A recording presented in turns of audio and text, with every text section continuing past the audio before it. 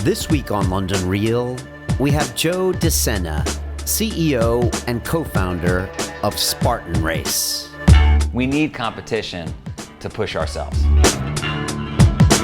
We want to put you into that war setting where you're going to get so uncomfortable and get yourself out of your comfort zone that you're going to be happier. Let's slow down on the consumerism. Let's start eating healthier. Let's start sweating more. What's the next level up? It's like, well, you could do 12 hours. Sign me up. We got to do it. Next level up. What's after that? Sign me up. I need the toughest race in the world. Where is it? Sign me up. And so I find myself in Alaska in January, 30 below, waist deep snow, nearly dead, right? And it felt great. London Real presents Joe Sena, Spartan Race. I didn't tell you the deer story. It would have taken too long. Really? It's unless you want to do a bonus thing. London Real presents a gathering of the greatest minds in the history of our show, announcing a 3-day transformational experience live in London. Become part of the conversation. Challenge yourself. Upgrade your peer group. Change your game. Become real.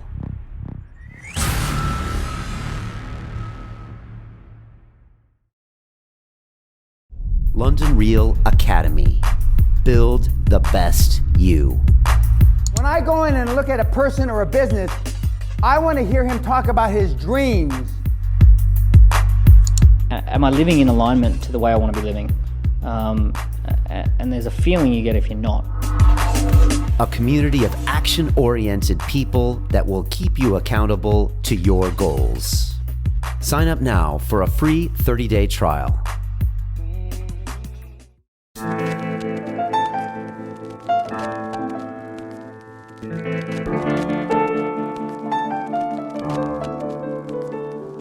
London Real Set Design by Timothy Olton. This week on the show, I have Mr. Joe Sena, who is the CEO and founder of Spartan Race. Now, if you don't know Spartan, then you should know it's probably one of the biggest obstacle races in the world, and Joe has a history of doing this. He created something called the Death Race many, many years ago on his place where he lives in the Northeast.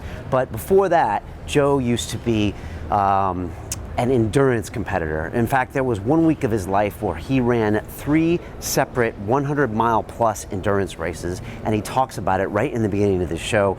Joe is super cool, super laid back, but also you can tell he's super intense, but not in a kind of drill sergeant way, He's more laid back about it, which makes it even more fascinating. He also has a crazy story, almost Goodfella-like, about living and growing up in Howard's Beach in Queens, and about how all the guys he looked up to were basically gangsters, in the total sense of, working with the airport and doing all sorts of dodgy things, and how his mother, who was a proper hippie at the time, vegan, runner, took him away to Ithaca, New York. And Joe just has an amazing story. I met him out at the Masterminds talks, and it was just epic sitting down. He's got so many great stories, including a bonus story about a deer at the end, I think we put over in the Academy. So hope you enjoy plugging in. Joe is as cool as he sounds, and I hope you get to one of the Spartan races. He's doing them all over the world, and he's so serious about his product.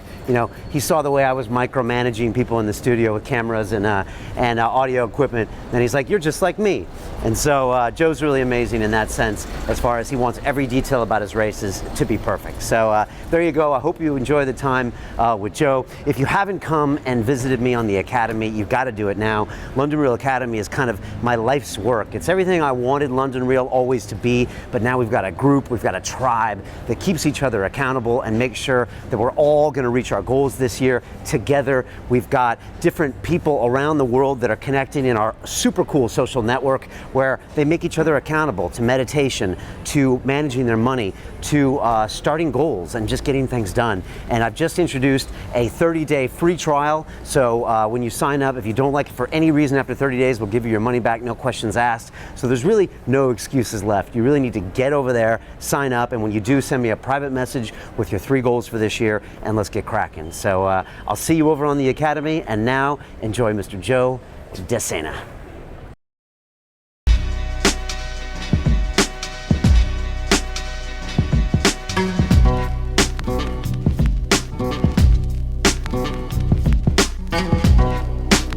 London Real, sponsored by Bulletproof.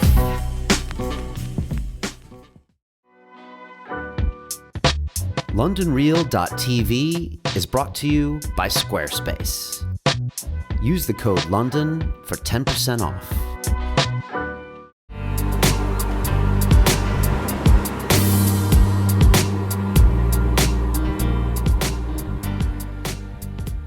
This is London Real. I am Brian Rose. My guest today is Joe Sena, who is the CEO and co-founder of the Spartan Race, the world's leading obstacle racing series with, over 1 million participants?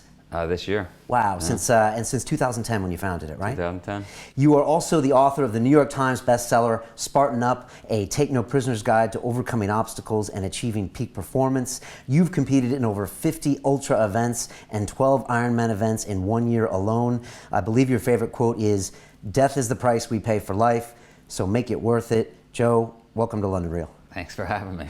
There's so much I want to talk to you about. I saw you first live a couple weeks ago at the Masterminds Talks in Napa, California. What a great bunch of people that was. That was awesome. It was really fun, and it was great to hear your story. I had heard bits of your story before, but you really went into the stuff that happened to you, in New York, with a lot of the pool business and the kind of the Goodfellas overtones. And I want to get to that, but just to put it into perspective, some of the pieces that you used to compete in. You did the Vermont 100-mile trail run, the Lake Placid Ironman, and the 135-mile Badwater Ultra in 1 week, right? By accident. By accident. And the Badwater is over 8,500 feet up to Mount Whitney, temperatures into the 120s, that's kind of 50s, I think, for us here in the UK. How'd that happen by accident? I had done a bunch of races. I forget what year it was, maybe 2004-ish, maybe. And invariably, you get lots of people that shoot you an email and say, "Hey Joe, why don't you do this race? Hey Joe, why don't you do that race?" They want to basically crush you and do it with you. And so I was in this mode of accepting those challenges, friendly challenges, because they get me out of my comfort zone, force me to do something that wasn't necessarily on my radar, and I never said no. Wasn't married yet, so maybe it was 2003. Hopefully my wife doesn't watch this. And so I accepted those challenges, Vermont 100, Badwater, and the Lake Placid Ironman. And then when we were about a month out, my assistant at the time came over and said, "You realize," because she didn't really know what the race was, she said, "You realize these are all in the same week?" And there was silence from me for a few minutes, and I thought, who do I back out of, right? Which person do I say I'm out? And then I realized, you know what, let's just do it. If I'm in shape for one, I'll be in shape for the other one. Just deal with it, and so we rolled the dice, and the big challenge was logistics. Right, because you had different locations to get to. Yeah, how do you, and it's all in 7 days, and then my wife, I had committed to going to a wedding, so like how do you go do the Vermont 100, quickly recover, get on a plane, fly out to Vegas, drive from Vegas to Death Valley, which is a big trip, get through that over a day and a half, go to a wedding, get to Lake Placid. It was a big logistical challenge. But I committed, and commitment is something I believe in a big way, right? You go out there and you commit publicly, and you put the noose around your neck, and you live and die by what you say. And I was committed. And you made it through. Did you have injuries? Were there? Funny story. It starts out with the Vermont 100, and I'm with this woman, Lisa Smith, who is an animal by all measure. Just ferocious when it comes to endurance sports. And Lisa is going to get me through this thing. And when you do a 100-mile run, the goal is to break 24 hours. You got to do under 24 hours to get the belt buckle. Okay. So we weren't going to do this and not hit the required time frames. And so We said, all right, let's get under 24. So it was me, Lisa, my friend Heath, who has a funny piece of the puzzle when it comes to Spartan, which I'll explain. And then at mile 70 and 80, we have friends coming in to push us the last 30, 20 miles to the finish line. Okay. As in just be there to support you. Kind of pick up the pace. Do they run with you? Yeah, run with you, and Okay. you're gonna start seeing things. You're hallucinating, and you might say to yourself at that point, I don't really care about the 24 hours. I just got to get to the finish line. And so they're gonna make sure you stay on track. And so that's our plan. And we start out, and Lisa says to me, you know, the first 70 miles will be easy. And I'm thinking, how could the first 70 miles be? Like, literally, you can't grasp that statement. But what I found in this endurance life is the reason that holds true, kind of like Moore's Law, all these laws, is 70% of any challenge. It doesn't matter if you run a marathon or you're going to work out for 2 hours. The first 70%, your mind accepts as, all right, I'll get there. And then something flips a switch in your mind and says, all right, you're almost done. Now it's going to be hard. And so what I like to do to trick myself now, and then we'll go back to the race, is I'll purposely tell myself I'm doing something bigger than what I'm actually doing. And I can move the needle on the 70%, if that makes sense. Yeah, and can you trick your brain? You can, for a little while. Okay. For a little while. So you're thinking 130 miles, 130 miles, or something. But you're really only doing 100. Right. Right? Okay. And is that what the wall is, they say in a marathon? Just at move the wall. Okay. So in marathon, that wall at 20, 21 miles, that's just mental. It's just a mental thing because the wall occurs on a 10K. There's always a wall that occurs. Okay. And so... crafty, that subconscious brain. Yeah, I mean, that's the thing that stops everything in life. And so... So anyway, we're running it, and my buddy Heath is having a tough time. Around mile 50, we run into this guy, this big Navy SEAL type. He's got muscles coming out of his ears. I mean, he is a specimen. Sweating like a madman, which is abnormal, because if you got 50 miles left, you shouldn't be sweating like that. Right. He's got no water bottle. Again, abnormal. You're running a race this distance, you should have a water bottle in your hand, because the aid stations are about 7 miles apart. You don't want to go 7 miles without water. Anyway, he says, yeah, I'm not carrying a water bottle. I like to jump from station to station, and I just deal with it. So Lisa, who's got a ton of experience at this point, she's run 50 of these things. She says, well, that's odd. You know, I'm going to nickname you Jackrabbit. I've never really seen anybody do that before, and I've got tons of experience. She says, how many of these have you finished? And there's some silence. He says, none. Well, maybe this is the reason. Yeah. He goes, I don't really like running. How many have you done? 20. You haven't finished one. You don't like running. None of this is making sense, right? Well, you know, I really like weightlifting.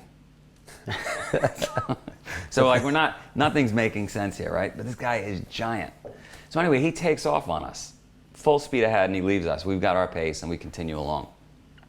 We get to mile 70. Don't quote me on exact distances here. We're about mile 70, and the pain, as Lisa suspected, is starting to kick in.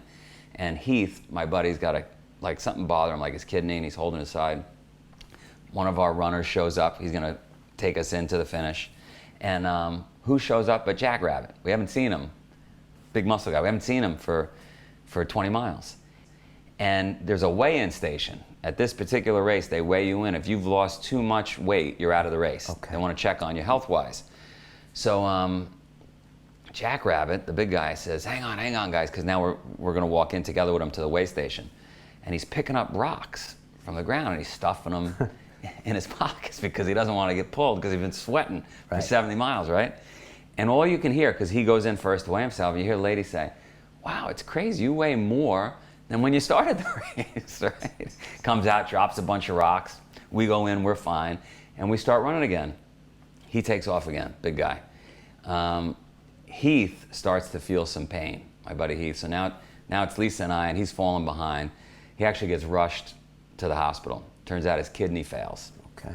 Which happens, why? Dehydration? Yeah, he's completely dehydrated. We're pushing him too hard. The runner that's helping us is pushing a pace that's way out of his comfort zone. Okay. And what tends to happen in these events is you've now gone 70 miles, right? You've done whatever, 18 hours.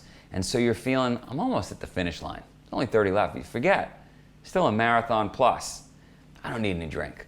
I'm fine. I've been drinking all this time. I'm almost at the finish line. And that's where you get hurt. Okay. Because you got to stick to a plan. Right, and you're not thirsty anymore. All those cues go away. I mean, you are, but you're saying I don't feel like stopping. I don't want to stretch, and I'm so close, but Right. you're not really close, right? Your mind's playing tricks on you. So anyway, Heath gets rushed off in an ambulance. So now it's down to me and Lisa, and we haven't seen the big guy. By the way, this particular race has a horse race going on simultaneous, a 100-mile horse race. So throughout the day and night, we're seeing horses go by, right? So you don't know if you're seeing things. Move out of the way, another horse. So Is that just for no other reason than they just do them at the same time? they just have it at the same Okay. time. And they can keep an eye on you, maybe, the horses, the guys on the horses. Who knows? Who knows? Okay. It's America. It's America. Okay. So we're running along, and we're probably at mile 85, and we see like a light or some flash or something in the bushes. It's Jackrabbit, big guy. He's passed out in the bushes, right? We go over, we shake him. He jumps up, as fresh as can be, like he's literally passed out. Gets up and starts running with us again. And now we leave him. We've got 15 miles to go. We're on pace to break our 24 hours. I think we come into the finish line, don't quote me, like 23 and a half hours. And I sit right in an ice tub. My wife has an ice tub and a pickup truck.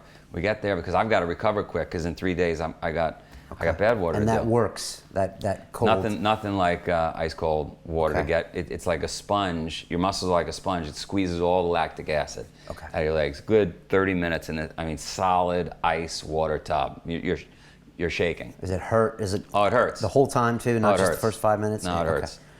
And so I'm in the ice tub, and all of a sudden I hear the staff of the race. Now it's like 3 in the morning, whatever. I hear the staff of the race scream, "Quick, everybody get ready, a horse is coming in." Because when the horses come in, they've got to grab the horse. You know, a horse has been running 100 miles.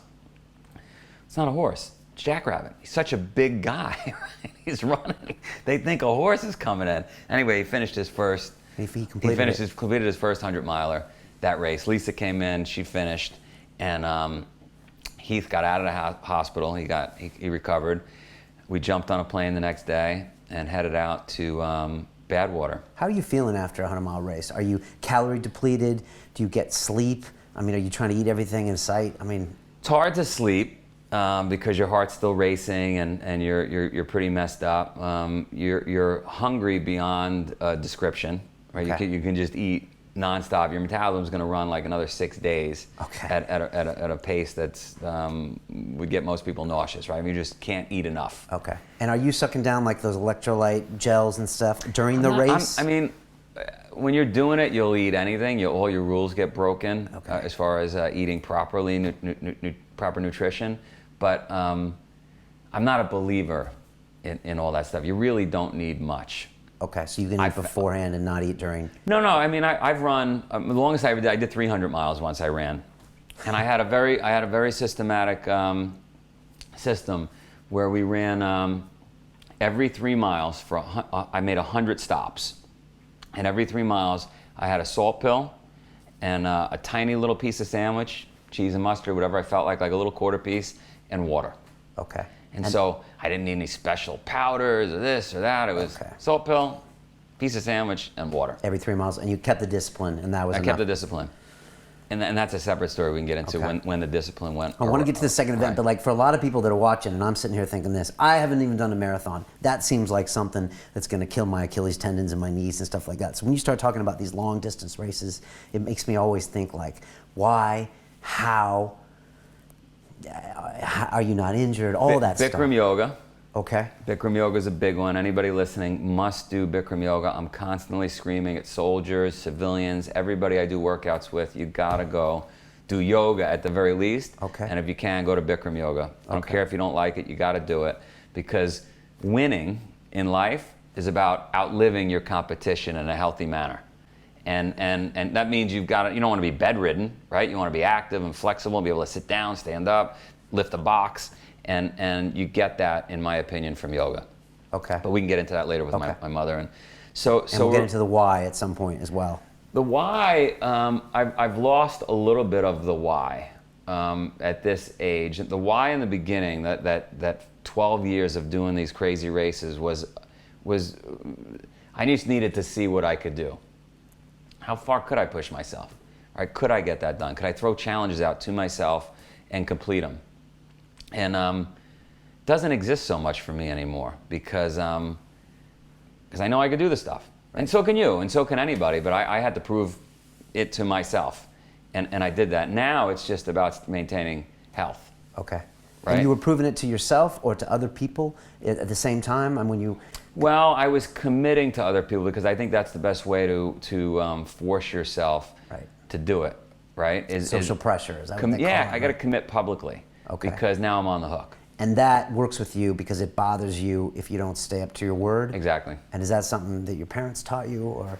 Yeah, I mean, probably, and we'll get into where I grew up in that crazy neighborhood with organized crime and everything, and so that was, got to be a man of your word and not go back on it, and so that was pounded in our heads. Okay. And I mean, what are you? If you're telling people you're doing things, but then you're not doing them.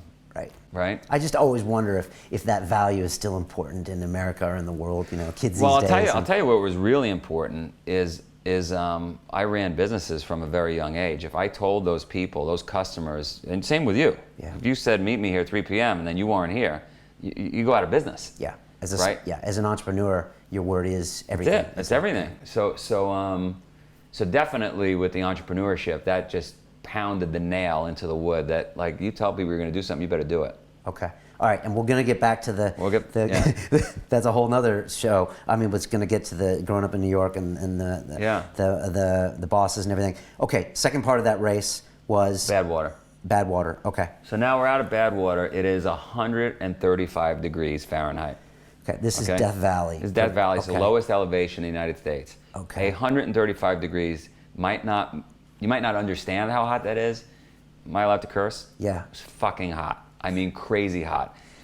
It was crazy. If you're in Europe, that's like 50 or 55 degrees centigrade, I think. So, yeah. Crazy hot. Crazy hot. And I've got one of those big, like, white safari hats. I've got a full white Lycra style loose shirt, white long pants, because I'm trying to cover all my skin. And Lisa, who's with me, says, all right, here's our strategy. Let all the runners, I don't know how many runners were in the race, let's call it 150. Let all the runners take off on us. I want to be last and second to last. We are going to walk the first marathon. I'm not going to exert any energy. We're going to walk it. And I'm thinking, we're going to be in heat so long. Why don't we, Right. But she knows. I'm sticking with what she says. Right. And we walk in. And Dean Karnassus, the best of the best runners are out there this year. And we walk that first marathon, and my shirt melts, right? My shoes melt. Just like they're sticking to the ground, the rubber is falling off, my shirt is shrinking up and shriveling. It's hot. And we pick up the pace slightly for the second marathon. And we get to a place where there's a swimming pool. There's a gas station across the street, there's a swimming pool. And she says, all right, we're gonna take a 10-minute break, which is fantastic. We jump in the pool, now the sun is just setting, and now we're about to climb out of Death Valley. And the sun comes down and it's dark and we start running. Now she says, now we could run. And we start running, and one by one, we are seeing these 150 runners on the side of the road passed out, covered in puke, being helivac'd out, just destroyed. Her strategy was ingenious, right? Okay. It was so hot, you could not overexert yourself in those early hours. Had this race been run before? Had anyone known? It had been run, but this was it might have been one of the hottest ever recorded times. So every runner, and it's no different for Lisa and I, it has to have a support crew, and the support crew drives a minivan. And it's funny because the support crew doesn't realize how bad it is, because they're in the car and the air conditioner is going, then they run out to help you, then they go back in the car. So they're not hydrating properly, they're thinking they're covered but really they're getting destroyed. They're awake as much as we are. Okay. And so they were getting helivac'd out one by one, the support crews.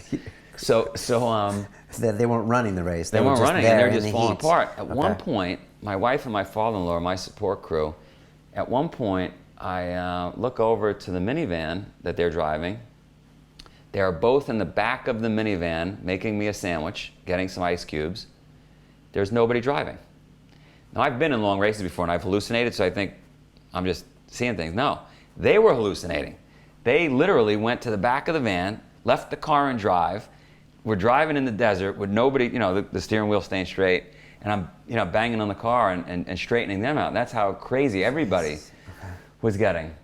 It's funny, by late that night, that first night, like 2 or 3 in the morning, we're in 4th and 5th place. From the very back, from 150 and 149. Right? We're in 4th and 5th place. So the beginning of the race, they had given us, this is gonna sound silly, they had given us these wooden stakes with our number on it. I literally thought, it's gonna sound silly, I thought they were like, if you're done, like, just kill you. Like, I didn't know why would you need wooden stakes? Wooden stakes are if you have to if something happens to you, you're allowed to pound the stake into the sand. Okay. And then come back to that location. You've got, you know, there's some rule. You've got so much time to come back. So then you can come back and continue. Continue. Okay, all right. So we continue to run. We're about mile 100 now. And Lisa, my partner, breaks her arch in her foot. So we're a team. I'm not going anywhere. I'll take some rest. So I'm resting about an hour and a half, 2 hours. And a ton of runners are passing us. And we were in 4th and 5th, and so it's very disheartening, right? Right. 18 people maybe pass us over that hour or two. She's working on her foot. Finally, she knocks the stake in the ground and she releases. She says, go. Okay. I don't know if she's done but she's out. And I don't know what comes over me, but I am like a madman that I am getting those 18 places back. Because you saw them go by. Oh man, now it's nighttime again. It's the second night, and I want those 18 places back. So it's not as hot. We're getting closer to Mount Whitney. We're only 35 miles away, and I take off like a bat out of hell. And I probably run the fastest I've ever run in my life before or after. And we get to the base of Mount Whitney, and there's about a 13-mile climb straight up this mountain. And they pull up, my sport vehicle pulls up, and there's a big sign that says, watch out for grizzly bears. And I'm not really fond of grizzly bears. Like middle of the night, I'm already delirious. I'm on mile 220 at this point, 217, and for the week. And I just decided, I said to my wife, I don't eat chocolate, I don't really drink coffee. I said, do you have any of those chocolate-covered espresso beans? I throw my music on, and I'm going for it. And I take off up this mountain, and I become obsessed, literally obsessed. Like I've lost my mind, like somebody that would like shoot up a post office or something would be. I've become, don't talk to me, don't look at me. I'm getting this over with. And I race up this thing to the point where competitors I'm passing are saying, who the fuck is this guy? Where'd he come from? And I get right near the finish line, and there's like an older guy, probably 55, 60, and at this time I'm maybe whatever, 40, 30, high 30s. And I'm so obsessed, I knock the guy out of the way right before the finish. And I'm embarrassed to say it, but that's how crazy I became. My wife yelled at me, what the hell are you doing? And but I was possessed. I was somewhere else. Came across the finish, said, you got to get me to an ice tub, because now I'm thinking about the next race. Yeah. And I think it was a 4 or 5 hour drive to an airport from there. Did my ice tub, hit a wedding on Friday night with my wife, caught another plane to Lake Placid, crushed the swim in Lake Placid, crushed the bike ride in Lake Placid, feeling fantastic, go out on the run. I'm 3 miles into the marathon thinking, I'm gonna smoke everybody. I already ran 235 miles this week, feeling great, and my legs broke. Gone. Broke. When you're at the wedding, are you walking around fine? Oh, I can't even get the shoes on. My feet are swollen. It's a mess, but I got Okay. to smile around my wife and make believe I'm having a good time. Okay, but I just you wanna are get sore. Out. Oh, Okay. I want to get out of there. I'm Okay. smoked. It was the hardest part of the week. All right, she Right. wants to dance. So, So the last Ironman, the marathon of the last Ironman, Yeah. 3rd mile in, your legs say are no more. toast. Okay. And I'm thinking, I need aspirin. I don't take painkillers, but I need something. Okay. So I'm asking some spectators on the side, hey, do you have any aspirin? Do you have any ibuprofen? Nobody's got anything, and I see some kids drinking beer, and I'm not a drinker. Do me a favor, I say, give me a beer. I chug the beer. Give me another beer. I drink 3 beers, right? Jesus. And it gets me to like mile 18. I'm drunk. Gets me to mile 18, and now I'm starving. I mean, starving. So I grabbed some hamburgers. I saw some. So they got me on film drinking beers, which is rare in an Ironman, right? Yeah, I drink 3 beers. so. I'm drunk. I'm Is eating it allowed? burgers, and they filmed it, and I got into the finish line, and it was a brutal week that I I probably wouldn't have done had I not committed. Had I not said to people, yeah, I'm done, we'll do it together. I don't want to be that guy that said, no. And then you're there. You made it, right? You gotta get that last leg done. Right. Did you ever think about not finishing it? You know, I heard, I can't think of the actress, little blonde actress. It's in all these movies. She just did a movie about hiking the wild. Yeah. Reese Witherspoon. Yeah. And there's a scene in the movie that must be from the book where somebody asked her, you think about quitting? And she says, yeah, about every 2 minutes, right? And so my answer to that would be, yeah, about every 2 minutes. Okay. So, but you get through the next 2 minutes and the next 2 minutes and... Right. And the community itself must keep you going too, because that's the hardcore of the hardcore. Lisa's unbelievable. Lisa went back and did Badwater 4 times in a row. Start to finish, turned around, went back to start, back to... I mean, she's like a different breed. What kind of person does that?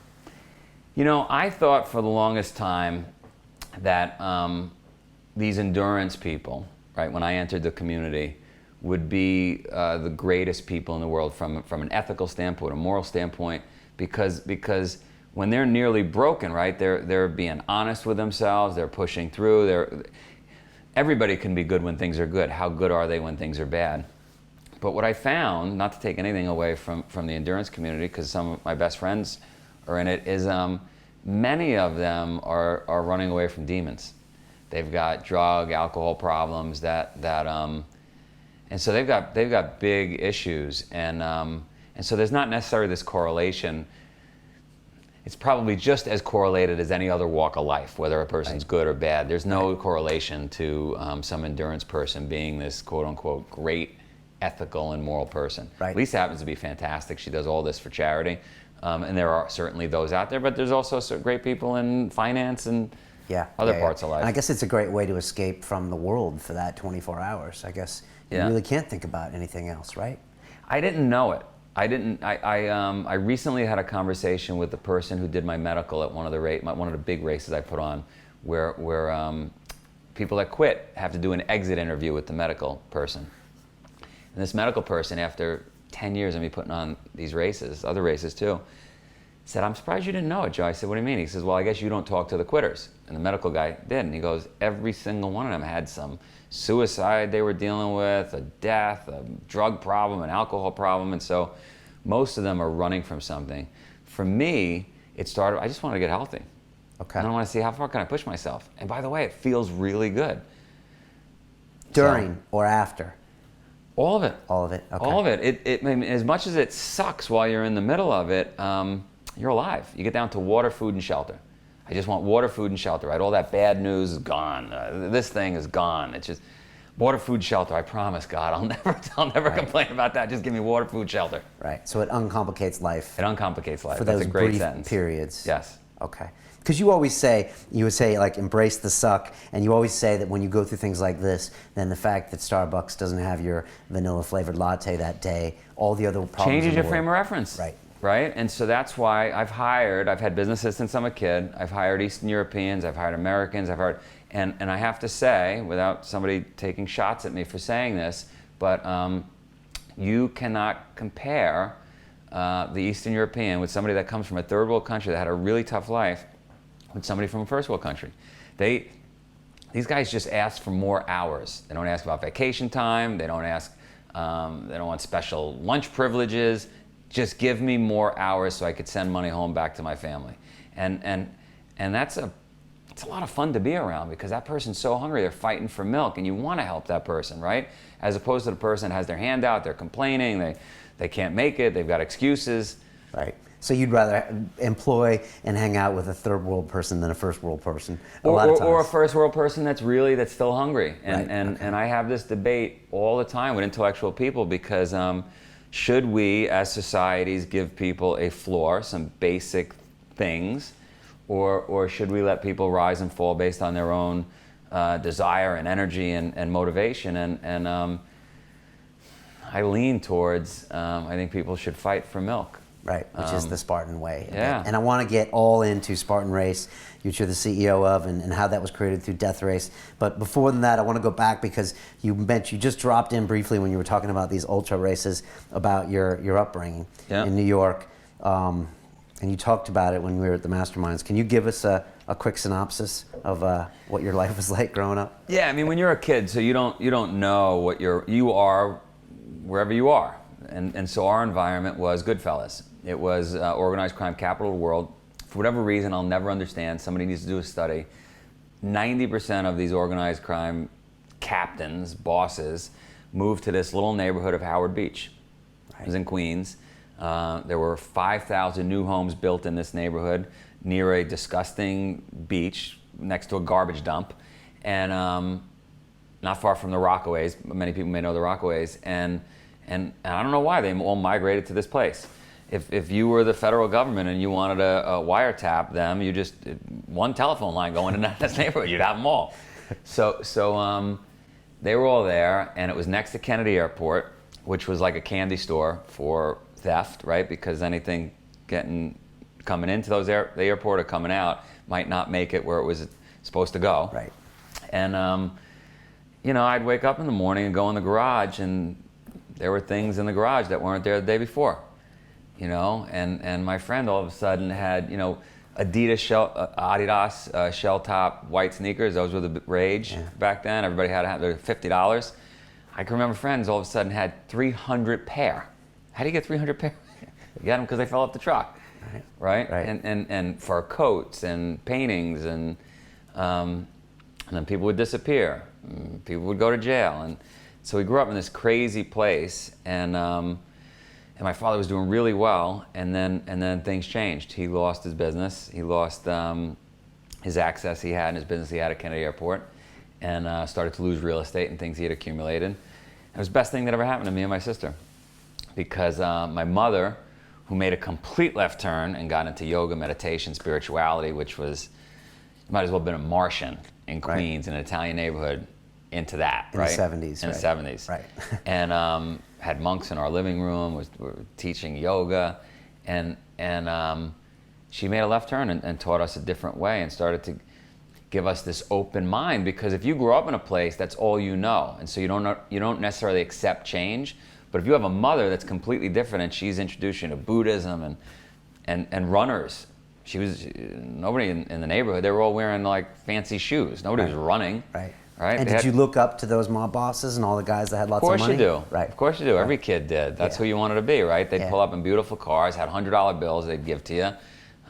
That's who everybody wanted to be. Gold chains. Right. And the conversation around the dinner table was about people that were going into jail or coming out of jail. Right.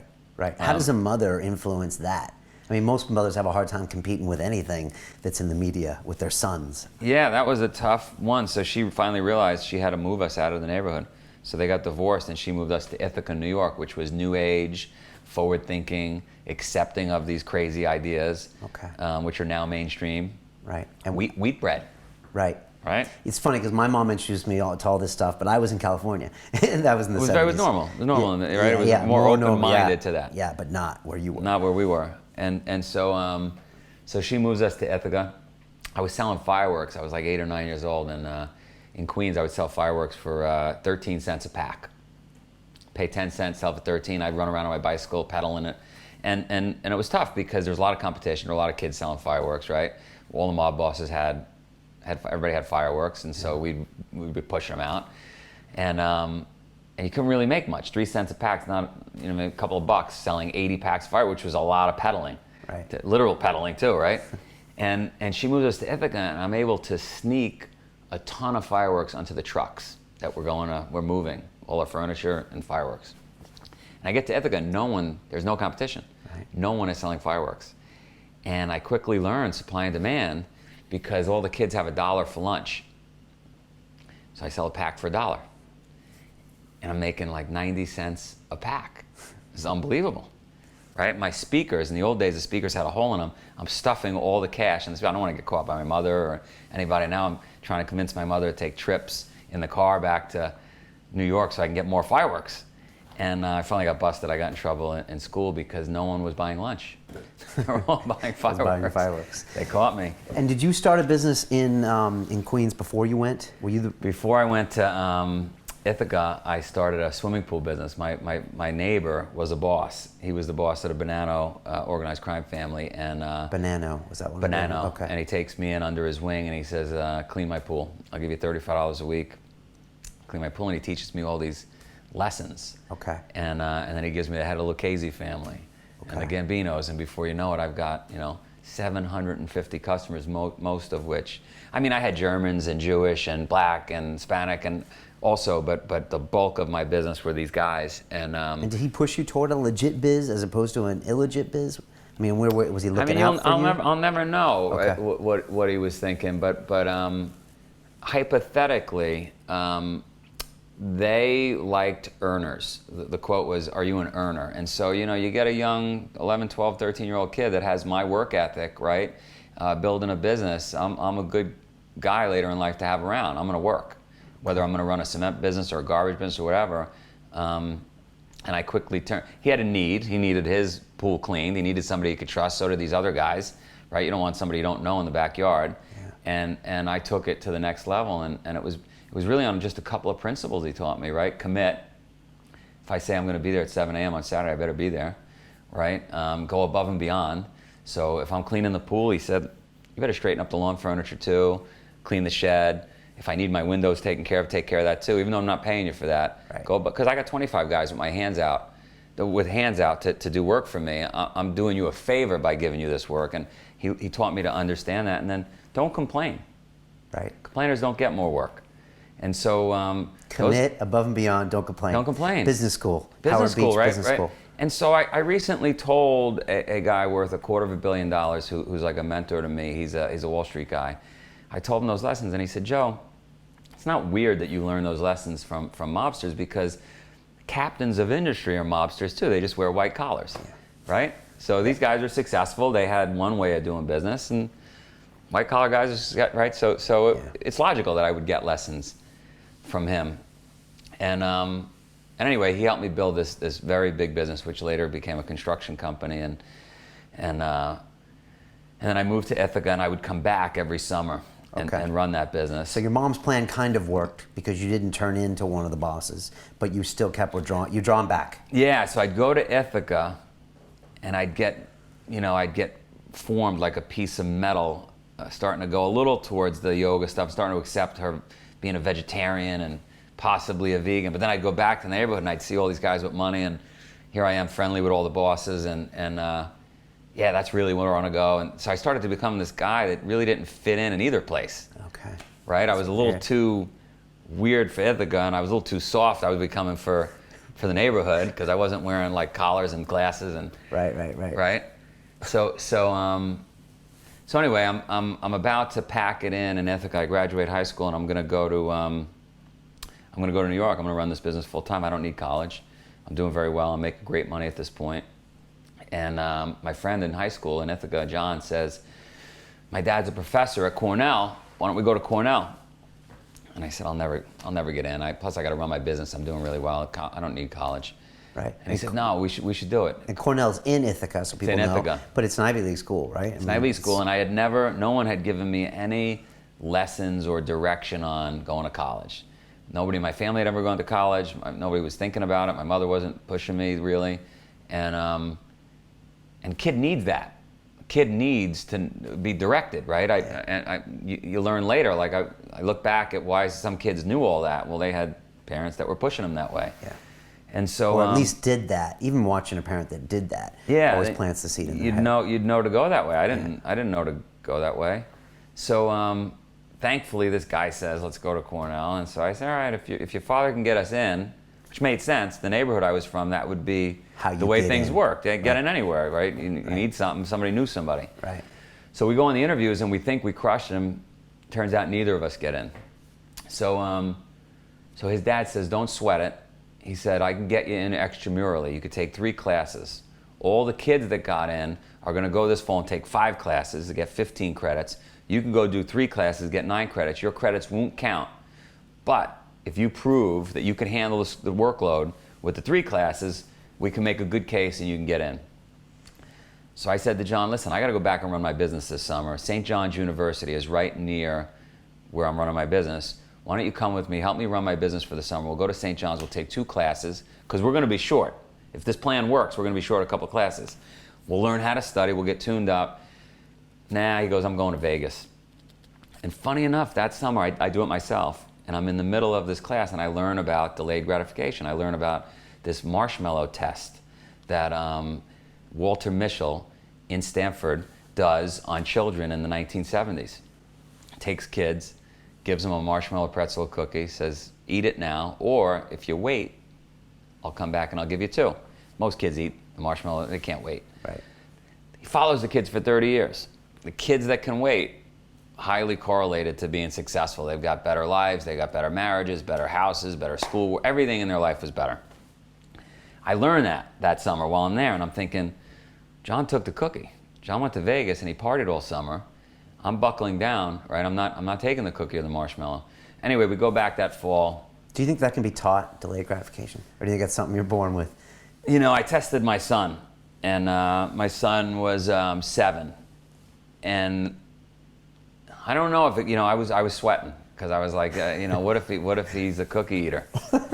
And I give him a thing of ice cream. It's late at night, and I say, take it, eat it. And we don't eat junk food around the house, so highly unlikely he's going to hold out. And after about 3.5 minutes, he turns to me, he says, Dad, how long do I have to wait to get 15 scoops?